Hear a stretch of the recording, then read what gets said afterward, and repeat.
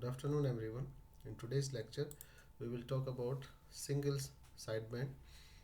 So basically, in DSB, what we were doing is that in double sideband, we were sending the same information. So basically, we were sending the information requiring the double requirement of twice the bandwidth required for this SSB system. So instead of sending two sidebands, we are sending only one sideband in this. Whether it's a upper sideband or it's a lower sideband. So for a modulating signal given by mt equals to am cos omega mt or am cos 2 pi fmt, you can use any one of them because we know that angular frequency omega is equals to 2 pi f, and carrier signal denoted by Ct equals to AC cos omega Ct or AC cos 2 pi fct. The modulated signal means the modulation of these two signal is represented as St equals to Mt into Ct. So you will basically multiply them. So it will be Am AC cos 2 pi fmt cos 2 pi Ct 2 pi fct. So here you need to bring it in the form of 2 cos A cos B. So I multiplied with 2 here in the denominator and multiplied by 2 in numerator.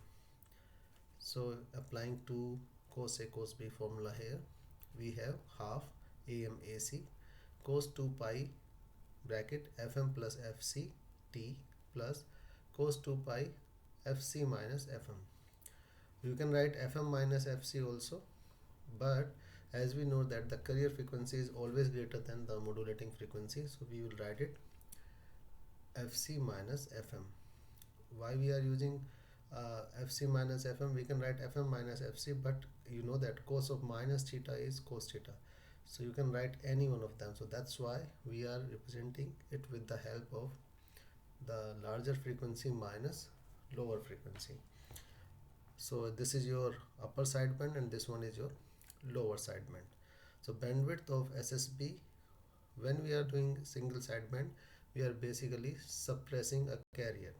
So either we are suppressing the upper sideband or we are suppressing the lower sideband.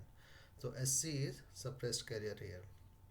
As DSB SC modulated wave has two sidebands and bandwidth is twice of FM, the SSB SC which has only one sideband will have bandwidth half of DSB SC has. That is, bandwidth of SSB SC is equals to twice FM divided by 2, can say FM, or we can say that equal to bandwidth of modulating signal. So whatever the bandwidth of this signal is, that will be the bandwidth of. So power of SSB SC, so we are sending either USB or LSB in SSB SC. Their power is contained in one sideband frequency component. So you can say total power is equals to P USB equals to P LSB. So power of a cosine signal wave is calculated using RMS formula. So P is equals to V square RMS divided by R, where R is the resistance of the circuit where you are calculating the power. So it will be equals to Vm. Vm is your maximum amplitude of the signal divided by root 2 whole square divided by R.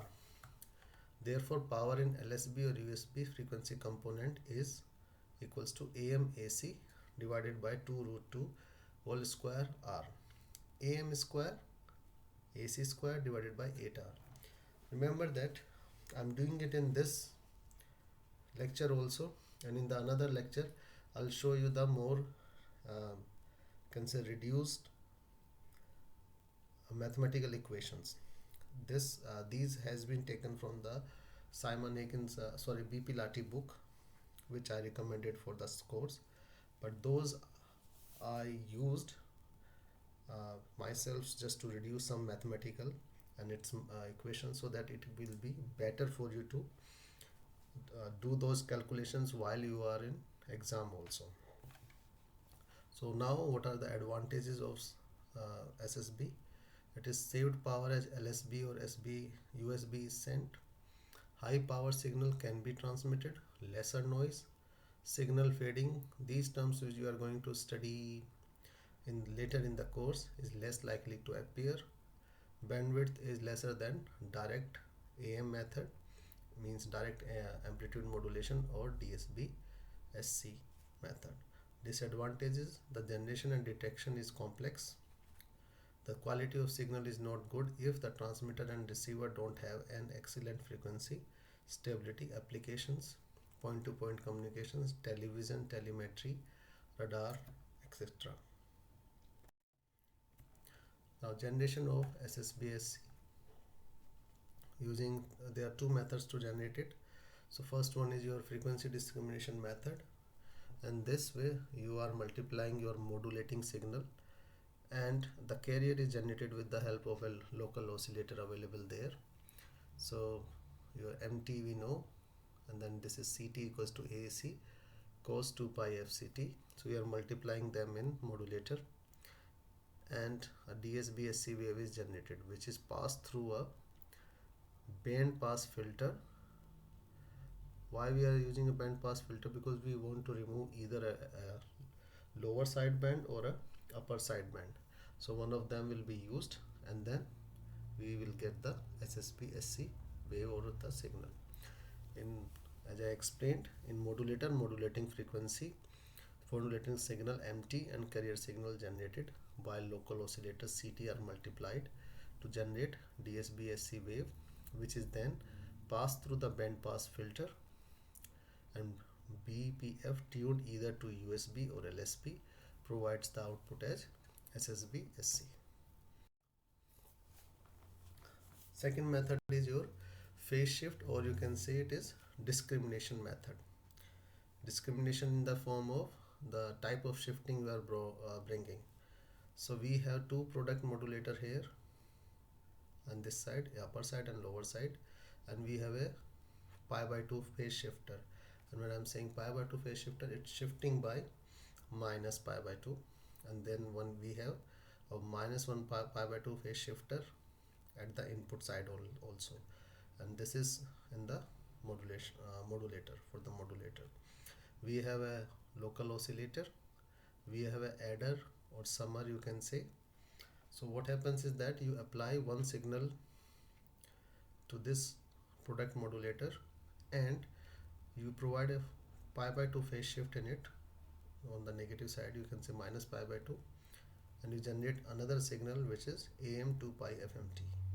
So this signal and this signal are applied to the product modulator, and the local oscillator generates a signal AC cos 2 pi FCT, means your carrier is generated, which is passed through this phase shifter, and then it generates another signal AC sin 2 pi FCT, which goes to the another product modulator.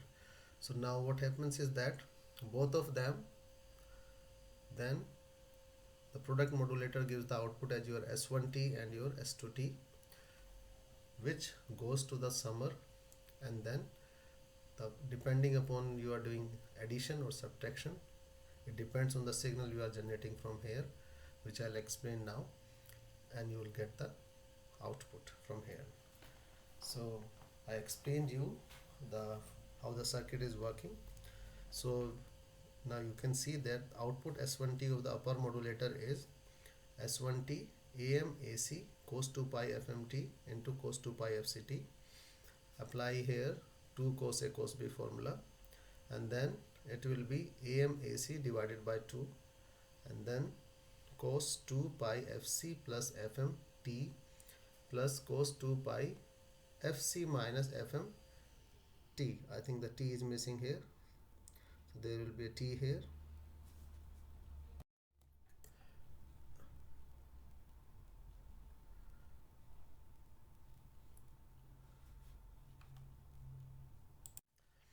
And S2 output of lower modulator is S2T is equals to AM AC cos 2 pi FM T minus pi by 2 cos 2 pi FCT minus pi by 2.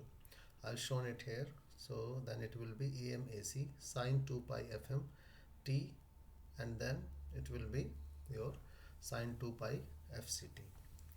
So when you will again apply that your 2 sine A sine B formula here, then it will be AM AC divided by 2 cos 2 pi FC minus FM T minus cos 2 pi FC plus FMT. Now S1 and S2 T are added or subtracted at the summer block or summation block to get a lower sideband or upper sideband as a output SSB SC. So if when we are using LSB means the lower sideband, then it will be ST is equals to AM AC divided by 2, and we are then adding them, means we are using the adder as a means in the form of plus, we are adding these two signals. So then this signal will cancel this signal and you will receive AM AC cos 2 pi FC minus FMT, because then these two will double, so this 2 will cancel the double of that, so it will be AM AC cos 2 pi FC minus FMT. If you want to receive your USB, then it will be AM AC divided by 2 and then you will subtract them, so this portion will cancel and you will receive AM AC cos 2 pi FC plus FM